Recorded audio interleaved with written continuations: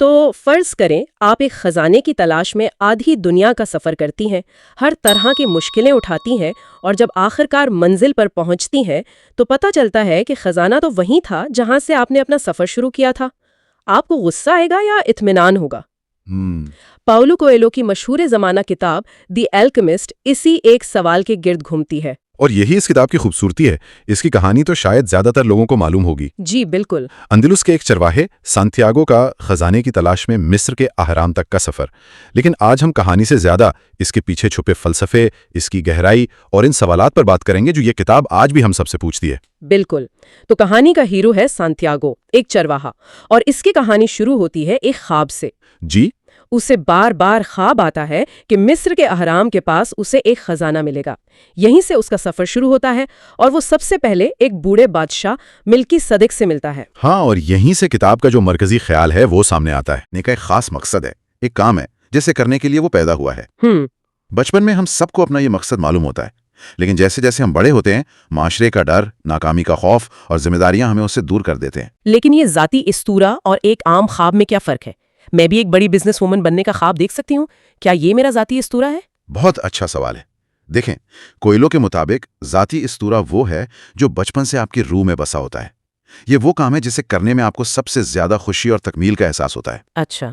یہ سماج یا والدین کا دیا ہوا مقصد نہیں، اس کی پہچان یہ ہے کہ جب آپ اس کی طرف بڑھتے ہیں تو کائنات آپ کی مدد کرتی ہے، آپ کو توانائی محسوس ہوتی ہے اور صحیح لوگ اور مواقع خود بخود ملنے لگتے ہیں۔ یہ ایک اندرونی آواز ہے۔ یہ ایک اندرونی آواز ہے، بیرونی خواہش نہیں۔ سانتیاگو کا چرواہا بننا اس کی پہلی مثال تھی۔ اس کے والدین اسے پادری بنانا چاہتے تھے، لیکن اس نے دنیا دیکھنے کی اپنی اندرونی خواہش کو چنا۔ اور بادشاہ اسے کہتا ہے کہ اگر وہ اپنے ذاتی اسطورہ کی پیروی کرے گا تو پوری کائنات اس کی مدد کے لیے سازش کرے گی۔ یہ بہت پر امید بات ہے۔ جی۔ لیکن سانتیاگو جیسے ہی اپنا سفر شروع کرتا ہے، اپنی ساری بھیڑیں بیچ کر افریقہ پہنچتا ہے، تو اس کے ساتھ کیا ہوتا ہے؟ اسے فوراً ہی لوٹ لیا جاتا ہے۔ سارا پیسہ چوری ہو جاتا ہے۔ بالکل، اس کا سارا پیسہ چوری ہو جاتا ہے۔ یہ کیسی مدد ہے؟ یہ ایک بہت اہم نکتہ ہے۔ میرے خیال میں سازش کا مطلب یہ نہیں کہ آپ کے راستے میں پھول بچ جائیں گے۔ کائنات کی مدد اکثر مشکلات اور چیلنجز کی صورت میں آتی ہے۔ اچھا۔ سانتیاگو کا لٹ جانا اس کا پہلا اور سب سے بڑا امتحان تھا۔ اس نے اسے سکھایا کہ دنیا اتنی سیدھی نہیں جتنی وہ سمجھتا تھا۔ اس نے اسے مجبور کیا کہ وہ ہمت ہار کر واپس جانے کے بجائے وہیں رک کر حالات کا مقابلہ کرے۔ تو مدد یہ نہیں کہ مشکل نہ آئے، مدد یہ ہے کہ مشکل سے سیکھنے کا موقع ملے۔ اور وہ سیکھتا ہے۔ وہ 1 سال تک ایک بلوور فروش کی دکان پر کام کرتا ہے۔ مجھے یاد ہے جب میں نے یہ حصہ پڑھا تو میں نے سوچا کہ کیا میں اپنی ساری بھیڑ یعنی اپنی ساری سیکیورٹی ایک خواب کے لیے بیچ سکتی ہوں؟ بہت مشکل فیصلہ ہے۔ یہ سوچنا آسان ہے، کرنا بہت مشکل، اور پھر لٹ جانے کے بعد دوبارہ صفر سے شروع کرنا۔ صحیح بات ہے، اور اس بلوور فروش کا کردار کہانی میں بہت کلیدی ہے۔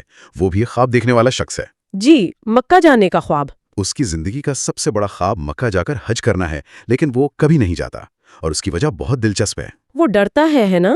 ہاں، لیکن کس چیز سے؟ ناکامی سے نہیں، بلکہ کامیابی سے۔ یہاں ایک بہت دلچسپ نفسیاتی نکتہ ہے۔ کامیابی سے؟ جی، بلور فروش کا خواب مکہ جانا نہیں، بلکہ مکہ جانے کا خواب دیکھتے رہنا ہے۔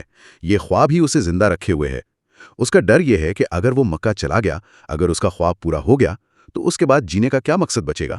یہ تو بہت گہری بات ہے۔ یہ ہمیں سوچنے پر مجبور کرتا ہے کہ کیا ہمارے کچھ خواب بھی ایسے ہی ہیں جنہیں ہم پورا کرنے سے زیادہ صرف سوچنے میں پناہ لیتے ہیں؟ تو سانتیاگو اس بلور فروش سے یہ سیکھتا ہے کہ اپنے خواب کو ادھورا چھوڑنا کتنا خطرناک ہو سکتا ہے، اور وہ پیسے جمع کر کے واپس گھر جانے کے بجائے صحرا کا رخ کرتا ہے۔ بالکل۔ یہاں سے کہانی کا ایک نیا باب شروع ہوتا ہے، اور یہیں پر کائنات کی زبان اور اشاروں کا تصور کھل کر سامنے آتا ہے۔ بالکل۔ صحرا میں اس کی ملاقات ایک انگریز سے ہوتی ہے جو ایک کیمیا گر کی تلاش میں ہے۔ یہ دونوں کردار علم حاصل کرنے کے 2 مختلف طریقوں کی نمائندگی کرتے ہیں۔ کیسے؟ انگریز کتابوں میں علم ڈھونڈتا ہے، اس نے کیمیا گری پر سینکڑوں کتابیں پڑھی ہیں، جبکہ سانتیاگو تجربے، مشاہدے اور خاموشی سے کائنات کو سننے سے سیکھتا ہے۔ یعنی کتابی علم بمقابلہ عملی تجربہ؟ ایک طرح سے ہاں، وہ قافلے اور صحرا کو دیکھ کر سیکھتا ہے کہ دنیا کیسے کام کرتی ہے۔ اور یہیں کائنات کی روح یعنی سول آف دا ورلڈ کا تصور بھی آتا ہے۔ اس کا کیا مطلب ہے؟ کائنات کی روح صرف ایک خوبصورت خیال نہیں ہے، یہ کیمیا گری کا بنیادی اصول ہے۔ اس کا مطلب ہے کہ کائنات میں ہر چیز، انسان، جانور، صحرا، ہوا، سورج، سب ایک دوسرے سے جڑے ہوئے ہیں۔ اچھا۔ اور ایک اندیکی زبان میں بات کرتے ہیں۔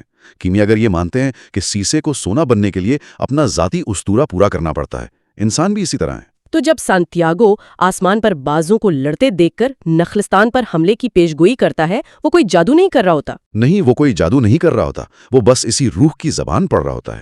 وہ سمجھ جاتا ہے کہ صحرا، باز اور انسان سب ایک ہی کہانی کا حصہ ہیں۔ اور اسی نخلستان میں اس کی ملاقات فاطمہ سے ہوتی ہے۔ اسے پہلی نظر میں محبت ہو جاتی ہے اور ایک لمحے کے لیے وہ اپنے ذاتی اسطورہ کو بھول جاتا ہے۔ جی، اسے لگتا ہے کہ شاید فاطمہ ہی اس کا خزانہ ہے۔ یہ بھی تو ایک بہت بڑا امتحان تھا۔ ہاں، اور یہ محبت اور ذاتی اسطورہ کے درمیان تعلق کو واضح کرتا ہے۔ فاطمہ جو صحرا کی عورت ہے اور انتظار کے مفہوم کو سمجھتی ہے، اسے آگے جانے کی ترغیب دیتی ہے۔ وہ اسے روکتی نہیں ہے؟ نہیں، بالکل نہیں۔ وہ ایک بہت خوبصورت بات کہتی ہے کہ سچی محبت کبھی کسی کو اس کے مقصد سے نہیں روکتی، بلکہ اسے پورا کرنے میں اس کی مدد کرتی ہے۔ اگر کوئی محبت آپ کو آپ کے خواب سے دور کر رہی ہے تو وہ سچی محبت نہیں ہے۔ وہ وعدہ کرتی ہے کہ وہ اس کا انتظار کرے گی، کیونکہ وہ بھی اپنے ذاتی اسطورہ کا حصہ ہے۔ تو وہ اتنے سارے امتحانوں سے گزرتا ہے اور پھر آخرکار اس کی ملاقات اصل کیمیاگر سے ہوتی ہے۔ لیکن سوال یہ ہے کہ کیمیاگر کو سانتیاگو میں ایسا کیا نظر آیا جو اسے کتابیں پڑھنے والے انگریز میں نظر نہیں آیا؟ کیمیاگر نے سانتیاگو میں ہمت دیکھی۔ اس نے دیکھا کہ سانتیاگو صرف کتابوں پر انحصار نہیں کرتا، بلکہ وہ کائنات کے اشاروں کو سمجھنے کی کوشش کرتا ہے۔ وہ اپنے دل کی سنتا ہے۔ اور انگریز صرف سونا بنانا چاہتا تھا، جبکہ سانتیاگو اپنی تقدیر کو پورا کرنا چاہتا تھا۔ کیمیاگر اسے سکھاتا ہے کہ کیمیاگری کا اصل مقصد دھات کو سونے میں بدلنا نہیں ہے۔ تو پھر اصل مقصد کیا ہے؟ اصل مقصد خود کو بدلنا ہے، اپنی ذات کو پاک کرنا اور کائنات کی روح کے ساتھ ایک ہو جانا، یعنی تبدیلی کا عمل۔ بالکل۔ پرانے کیمیاگر سوچتے تھے کہ اگر وہ سیسے جیسی بنیادی دھات کو سونے جیسی کامل دھات میں بدل سکتے ہیں تو انسان بھی اپنی خامیوں کو ختم کر کے ایک کامل انسان بن سکتا ہے۔ سانتیاگو کا سفر دھات کا نہیں، اپنی ذات کا کیمیاگری تھا۔ سونا تو اس عمل کا صرف ایک نتیجہ ہے۔ ہاں، بالکل۔ اور اس سفر کا سب سے بڑا امتحان تب آتا ہے جب انہیں ایک جنگجو قبیلہ پکڑ لیتا ہے اور کیمیاگر دعویٰ کرتا ہے کہ سانتیاگو خود کو ہوا میں بدل سکتا ہے۔ یہ کہانی کا روحانی عروج ہے۔ سانتیاگو کو 3 دن کی مہلت ملتی ہے اور وہ ظاہر ہے کہ خوفزدہ ہوتا ہے۔ یقیناً۔ لیکن ان 3 دنوں میں وہ گہری سوچ میں ڈوب جاتا ہے۔ وہ پہلے صحرا سے بات کرتا ہے، پھر ہوا سے، پھر سورج سے، اور آخر میں وہ براہ راست اس ہاتھ سے جس نے سب کچھ لکھا، یعنی کائنات کے خالق سے ہم کلام ہوتا ہے۔ یہ سب استعارے ہیں، ہے نا؟ جی، یہ گہرے روحانی استعارے ہیں۔ اس گفتگو کے ذریعے اسے احساس ہوتا ہے کہ وہ خود بھی کائنات کی روح کا حصہ ہے اور اس کے اندر وہ طاقت موجود ہے جو ناممکن کو ممکن بنا سکتی ہے۔ وہ خود کو ہوا میں نہیں بدلتا، بلکہ وہ کائنات کے عناصر کو قائل کرتا ہے کہ وہ اس کی مدد کریں۔ یہ اس کے سفر کا ثبوت تھا کہ وہ کائنات کی زبان سیکھ چکا ہے۔ اور اس معجزے کے بعد وہ آخرکار اہرام تک پہنچ جاتا ہے۔ وہ اس جگہ کو پہچان لیتا ہے جو اس نے خواب میں دیکھی تھی۔ وہ کھدائی شروع کرتا ہے اور اسے کچھ نہیں ملتا۔ کچھ بھی نہیں۔ الٹا کچھ لٹیرے اسے مارتے ہیں اور اس کا بچا کھچا سونا بھی چھین لیتے ہیں۔ اتنی محنت، اتنا سفر، سب کچھ ضائع ہو گیا۔ بظاہر تو ایسا ہی لگتا ہے، لیکن پھر کہانی کا وہ آخری شاندار موڑ آتا ہے۔ جی۔ ان لٹیروں کا سردار جاتے ہوئے سانتیاگو کا مذاق اڑاتا ہے اور کہتا ہے، تم بہت بے وقوف ہو، مجھے بھی 2 سال پہلے اسی جگہ پر ایک خواب آیا تھا۔ وہی خواب؟ نہیں، ایک دوسرا خواب۔ وہ کہتا ہے، میں نے خواب میں دیکھا کہ اسپین کے اندلس میں ایک ٹوٹی ہوئی خانقاہ ہے جہاں ایک انجیر کا درخت اگا ہوا ہے اور اس کی جڑوں کے نیچے ایک خزانہ دفن ہے۔ لیکن میں اتنا پاگل نہیں کہ خواب کے پیچھے اتنا لمبا سفر کروں۔ اور اسی لمحے سانتیاگو کو سب کچھ سمجھ آ جاتا ہے۔ خزانہ وہی تھا جہاں سے اس نے سفر شروع کیا تھا۔ یہ کتنا عجیب ہے۔ یہ عجیب نہیں، یہی اس کتاب کا سب سے گہرا سبق ہے۔ اگر سانتیاگو وہ سفر نہ کرتا تو اسے کبھی بھی خزانے کا صحیح مقام معلوم نہ ہوتا۔ صحیح۔ اگر وہ لٹیروں سے نہ ملتا تو وہ سچائی تک کبھی نہ پہنچ پاتا۔ اصل خزانہ وہ سونا نہیں تھا جو زمین کے نیچے دفن تھا۔ اصل خزانہ خود وہ سفر تھا۔ بالکل، وہ تجربات تھے، وہ علم تھا جو اس نے حاصل کیا۔ اس سفر نے اسے ایک عام چرواہے سے ایک ایسے شخص میں بدل دیا جو کائنات کی روح کو سمجھتا تھا، جسے محبت کا مطلب معلوم تھا اور جو اپنے دل کی آواز سن سکتا تھا۔ اصل کیمیاگری یہی تھی، اس کی اپنی ذات کی تبدیلی۔ تو آخر میں کتاب ہمیں یہ نہیں کہتی کہ اپنے خوابوں کے پیچھے بھاگو اور تمہیں کامیابی ضرور ملے گی، بلکہ یہ کہتی ہے کہ اپنے ذاتی اسطورہ کی پیروی کرو، کیونکہ اسی سفر میں زندگی کا اصل مقصد چھپا ہے۔ جی۔ راستے میں مشکلات آئیں گی، لیکن ہر مشکل ایک سبق سکھائے گی، اور کبھی کبھی منزل وہیں ہوتی ہے جہاں سے ہم نے سفر شروع کیا تھا، لیکن وہاں تک پہنچنے کا سفر ہمیں ہمیشہ کے لیے بدل دیتا ہے۔ بالکل، کتاب کا پیغام یہ ہے کہ جب آپ اپنے مقصد کے لیے جیتے ہیں تو آپ کی زندگی بامعنی ہو جاتی ہے۔ آپ صرف جیتے نہیں بلکہ اپنی تقدیر کو پورا کرتے ہیں۔ زندگی کا مقصد منزل تک پہنچنا نہیں بلکہ اس سفر سے سیکھنا، تجربہ کرنا اور ایک بہتر انسان بننا ہے۔ اور اسی سوچ کے ساتھ ہم آج کی گفتگو کو ختم کرتے ہیں۔ سامعین کے لیے ایک آخری سوال چھوڑے جاتی ہوں۔